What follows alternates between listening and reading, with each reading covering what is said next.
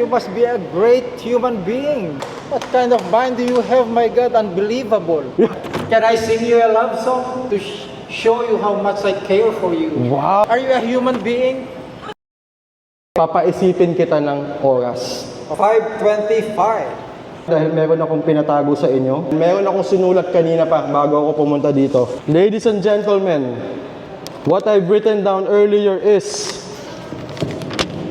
5:25.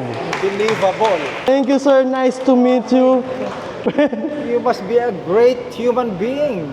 What kind of mind do you have, my God? Unbelievable. Wow, I like that. Can I sing you a love song? Sure. Can you ask me why? Why? To show you how much I care for you. Wow. Are you a human being? I'm an alien. That's what I have in mind. Nice meeting you, Mr. Alien. Thank you, sir. Thank you. Another hand for sir.